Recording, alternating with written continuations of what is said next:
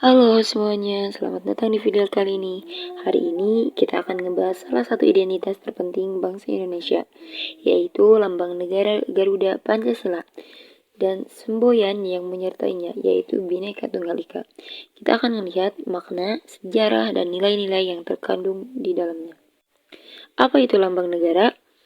Setiap negara di dunia memiliki lambang yang mewakili karakter dan jati dirinya. Indonesia memiliki lambang berupa burung Garuda dengan perisai di dadanya, yang kita kenal sebagai Garuda Pancasila. Di kaki Garuda itu tertera sebuah pita bertuliskan Bhinneka Tunggal Ika, semboyan yang sangat terkenal dan menjadi fondasi persatuan Indonesia. Sini ada sejarah singkat Garuda Pancasila. Lambang negara Indonesia dirancang setelah Indonesia merdeka.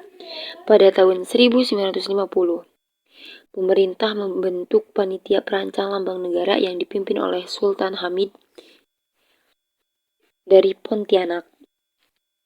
Rancangan tersebut kemudian disempurnakan oleh tokoh-tokoh bangsa lainnya dan akhirnya disahkan oleh Presiden Soekarno pada 11 Februari 1950.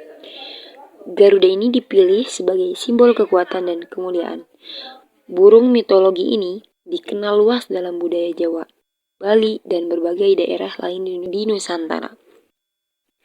Dengan demikian, Garuda mewakili keyakinan, kekayaan, budaya Indonesia yang beragam. Lalu, makna-makna bagian-bagian Garuda Pancasila. Yang pertama, burung Garuda. Garuda digambarkan gagah, memiliki 7 helai bulu pada sayap, 8 helai pada ekor, 19 helai pada pangkal ekor, dan 45 helai pada leher. Angka-angka ini bukan sembarangan angka. 17, 8, 1945 yaitu tanggal proklamasi kemerdekaan Indonesia. Lalu, perisai di dada Garuda. Perisai menandakan perlindungan serta kekokohan negara. Di dalamnya terdapat 5 simbol Pancasila. Yang pertama, bintang emas di tengah. Sila ketuhanan yang Maha Esa melambangkan cahaya Tuhan yang menerangi kehidupan bangsa. Lalu rantai emas. Sila kemanusiaan yang adil dan beradab. Terdiri dari mata rantai berbentuk persegi, itu laki-laki, dan lingkaran, itu perempuan, yang saling terkait. Menunjukkan bahwa manusia yang saling menghargai. Lalu yang ketiga, pohon beringin. Sila persatuan Indonesia.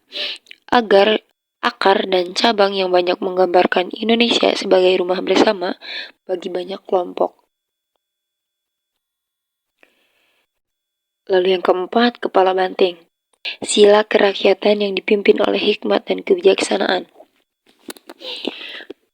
Banteng dipilih karena merupakan hewan sosial yang suka berkumpul seperti musyawarah dalam kehidupan masyarakat.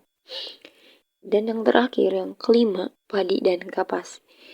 Sila keadilan sosial bagi seluruh rakyat Indonesia. Padi melambangkan kecukupan pangan, kapas melambangkan sadang untuk tujuan akhir keadilan sosial. Lalu warna-warna. Di sini ada hitam, merah, kuning, dan putih pada perisai menggambarkan keberagaman budaya Nusantara, namun berada dalam satu bingkai perisai yang sama. Nah, makna dari Bhinneka Tunggal Ika. Bhinneka Tunggal itu berarti berbeda-beda tapi tetap satu. Frasa ini berasal dari Kitab Sutasoma karya M.P.U. Tantular pada abad ke-14. Dalam konteks aslinya, semboyan ini digunakan untuk menekankan pentingnya persatuan di tengah keberagaman keyakinan pada masa Majapahit. Dalam konteks Indonesia modern, semboyan ini menjadi dasar untuk menjaga persatuan bangsa yang sangat beragam. Indonesia terdiri dari lebih dari 17.000 pulau, ratusan suku bangsa, bahasa daerah, adat istiadat, serta agama dan keyakinan yang berbeda-beda. Bhinneka Tunggal Ika mengingatkan kita bahwa perbedaan bukan hambatan. Justru, perbedaan adalah kekuatan yang bisa menyatukan dan memperkaya identitas bangsa. Mengapa Bhinneka Tunggal Ika ini sangat penting? Yang pertama, karena mengajarkan kita untuk toleransi. Ketika masyarakat berbeda budaya, suku, atau agama, toleransi adalah kunci agar tidak mudah terpecah.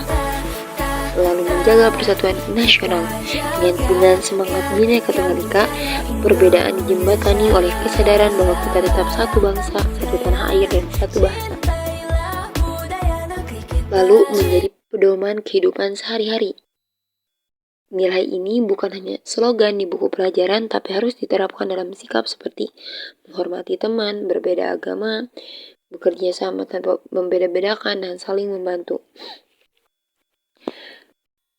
Lalu yang terakhir, menguatkan identitas Indonesia di mata dunia. Di saat banyak negara mengalami konflik karena perbedaan, Indonesia justru menunjukkan sebagai kekayaan dan potensi.